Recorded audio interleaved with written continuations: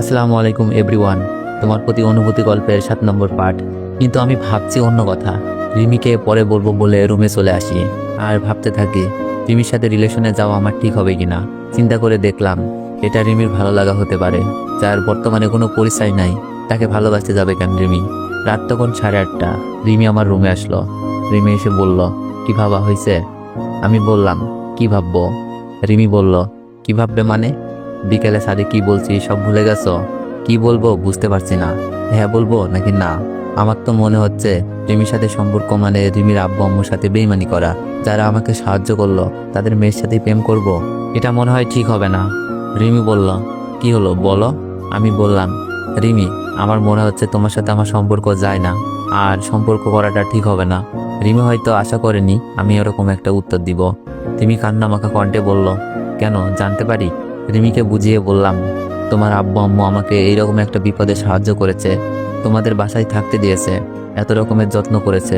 আমি চাই না আমি তাদের সাথে বেইমানি করি।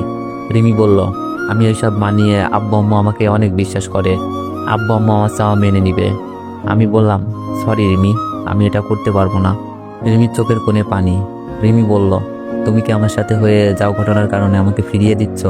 আমি বললাম, কি বলছো এসব? তোমার মতো মেয়ে বা ভাগ্যের ব্যাপার। তোমার সাথে হয়তো একটা দুর্ঘটনা হয়েছে, তাই বলে আমি প্রেম করব না, বিষয়টা এমন না। রিমি বলল, তাহলে কেমন? আমি বললাম, সরি রিমি, এই নিয়ে আমি কথা বলতে চাই না। তুমি তোমার আবেগকে কন্ট্রোল করো, বাস্তবতা মেনে নাও। রিমি চোখে পানি নিয়ে রুম থেকে চলে যায়। রিমি আজ খাবার দিতেও আসেনি, আন্টি খাবার দিয়ে গেছে। আমি খাবার খেয়ে রিমির কথা বাদ দিয়ে ভাবছি ভাবির সংসারের কথা। এখন ভিডিওটা খুব দরকার। আমার সাথে জড়িয়ে পড়েছে আরেকজন। নিজে না হয় ছাড় দিব, কিন্তু তাই বলে ভাবির সংসার নষ্ট করে দিচ্ছি। আর আমার সাথে কথা বলার কারণে আমার পরিবার কিভাবে ভাবির মতো মানুষকে বাসা থেকে বের করে দেয় আমার তা জানা নেই।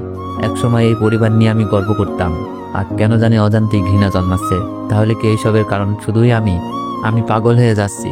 কেন যে মোবাইলটা ভেঙে গেল, মোবাইলে মেমোরিও রাখি নাই যেখানে দেখবো ভিডিও আছে কিনা। আর মোবাইলটা এমনভাবে ভাঙছে ঠিক করাও অসম্ভব। আমি অন্য কোনো উপায়ে ভিডিও পাই কিনা ভেবে চলছি। দুলাভাইকে কিসে যেন ভিডিওটা দিছিলাম, মেসেঞ্জার চেক করলাম, মনে পড়েছে ইমোতে দিয়েছি। আগের ইমো ফিরে পাওয়া অসম্ভব। সিমটাও নষ্ট হয়ে গেছে, আর সিম ওটাতে আম্মুর রেজিস্ট্রেশন কার্ড লাগবে। আর আমি আম্মুর সামনে দাঁড়াতেও পারবো না। আবার যদি দুলাভাই ভিডিও ডিলিট করে দেয় তো? আমি কোনো কুলো পাচ্ছি না খুঁজে। তবে আল্লাহর উপর ভরসা রেখেছি, যে আমাকে রাস্তা থেকে একজনের আশ্রয় রেখেছে সে হয়তো আমাকে আবার সম্মানের সাথে নিজের বাসায় নিয়ে যেতে পারে। হতে পারে তখন আমার পরিবারের লোকজন কিছু কিছু ভুলে তারা নিজেরাই লজ্জাবোধ করবে। শুনেছি কষ্টের ফল মিষ্টি হয়। পরের দিন সকালে আন্টি নাস্তা দিয়ে গেছে। এই 2 দিন শুধু রিমি আমাকে খাবার দিতে আসেনি, কারণটা হয়তো তার রাগ অভিমান। পায়ে কিছুটা জোর পাচ্ছি।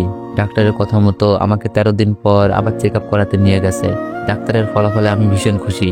খুব বেশি যত্নে আর পায়ে চাপ কম পড়ার কারণে পায়ের অনেক উন্নতি হয়েছে। আমার মনে হয় এর জন্য রিমিকে ক্রেডিট দেওয়া দরকার, কারণ তার জন্যই এমন হয়েছে। আমি মোটামুটি হাঁটাহাঁটি করতে পারি। বাসায় আসার পর রিমিকে আর দেখছি না। অন্য সময় হলে রিমি নিজে যেত টেস্ট করাতে। দুপুরের খাবারটা আন্টি দিয়ে গেল।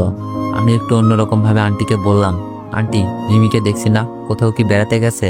আন্টি বলল, না, বাসায় আছে। কাল থেকে যে কি হয়েছে মেয়েটার, রাতে খায়নি, সকালেও খায়নি, এখন দুপুরের খাবারটাও নাকি খাবে না, শুধু রুমে শুয়ে থাকে। আন্টির কথা শুনে নিজেকে কেমন অপরাধী মনে হচ্ছে। বুঝলাম না একজনের ভালো করতে গিয়ে অন্যজনের খারাপ হয়ে যায় কেন। মুখ ফসকে বেরিয়ে গেল, ও আচ্ছা, আপনি জানতে চাননি এমন কেন করছে? না জানতে চাইলেও এখন গিয়ে হয়তো জানতে চাইবে। আর রিমি যদি এইসব কথা আন্টিকে বলে দেয়, আন্টি হয়তো কষ্ট পাবে। আন্টি মন খারাপ করে বলল, চেয়েছি কিছু বলছে না, শুধু কান্না করছে। যাক, বলেনি, আর যেন না বলে, এটাই চাই।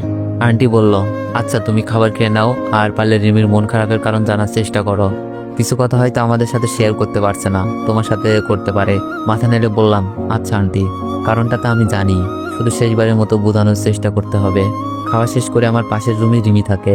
রিমির রুমে গিয়ে দেখি রিমি অন্ধকারে শুয়ে আছে। আমি লাইট অন করে রিমিকে ডাক দিলাম, রিমি। আমার কণ্ঠ শুনে রিমি ফিরে তাকালো। আমি বললাম, কি ব্যাপার রিমি, খাওনি কেন? খাবে চলো। সত্যি বলছি, রিমির চোখের দিকে আমি তাকাতে পারছি না। চোখগুলো ফুলে আছে, আর না খেয়ে চেহারার বাজে অবস্থা। রিমি অভিমানের সুরে বলল, আমি খাবো না। তুমি এখানে এসেছো কেন? আমি কে তোমার? আমি বললাম, রিমি প্লিজ বোঝার চেষ্টা করো, তোমার শরীর খারাপ করবে। এরকম পাগলামির কোনো মানেই হয় না। আঙ্কেল আন্টি জানতে পারলে কি হতে পারে ভেবে দেখেছো? রিমি বলল, তাই তো আব্বু আম্মুকে বলতেই তো পারি। আর যদি আমার কথায় রাজি না হও, খাবার একদম খাওয়া বন্ধ। রিমি তো দেখছে আমার কথায় পুঁজি করে বসেছে। আমি তাহলে ভালো করতে গিয়ে খারাপ করে ফেলি? আমি বললাম, আচ্ছা বইলো, আগে খেতে চলো। রিমি বলল, তুমি আমার কথায় রাজি হও তারপর। রাতে খাওনি, সকালেও খাওনি, এখন দুপুর পেরিয়ে যাচ্ছে, তাই মিথ্যা বললাম।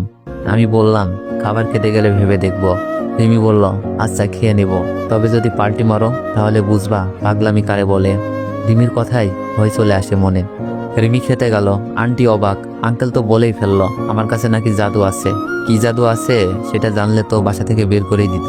আমি রুম থেকে গিয়ে বসে ভাবছি। রিমি খাবার শেষ করেই আমার রুমে। রিমি বলল, এবার তো বলো ভালোবাসি। আমি বললাম, এখন রাত 10টা, একটু অন্যরকম ভাবে বলবো। রিমি অনেক আগ্রহ নিয়ে বলল, কিভাবে? আমি বললাম, একটা সারপ্রাইজ। আমার কথা শুনে রিমি অনেক খুশি। রিমির সাথে অনেক কথা হলো। রিমি আমার রুম থেকে যাচ্ছেই না, শুধু কথা বলছে। হয়তো ভাবছে আমি রিমির কথায় রাজি। আমি বললাম, হ্যাঁ রাজি, কিন্তু বেইমানি করতে পারবো না। রিমি চলে যাওয়ার পর কিছু কথা রিমির জন্য আর আন্টির জন্য লিখলাম, কারণ ঠিক করেছি আজ রাতেই চলে যাব। আমি পারবো না রিমির বাবা মার মনে কষ্ট দিতে। রিমির দেওয়া মোবাইল আর কাপড় চোপড় সবকিছু ফেলে শুধু সিমটা নিয়ে রাতে সুযোগ পেয়ে বেরিয়ে পড়লাম স্টেজের হাতে নিয়ে। দারোয়ান বাধা দিতে চেয়েছিল, বুঝিয়ে শুনিয়ে চলতে লাগলাম, কিন্তু তো এভরিওয়ান, নেক্সট পার্ট চাইলে একটু বেশি বেশি কমেন্ট করুন আর একটু বেশি বেশি কপি লিঙ্ক করে দিন। হুট করেই কেন যেন আইডিটা ফিউজ হয়ে গেছে, তো সবাই একটু বেশি বেশি কপি লিঙ্ক করে দিন। ধন্যবাদ।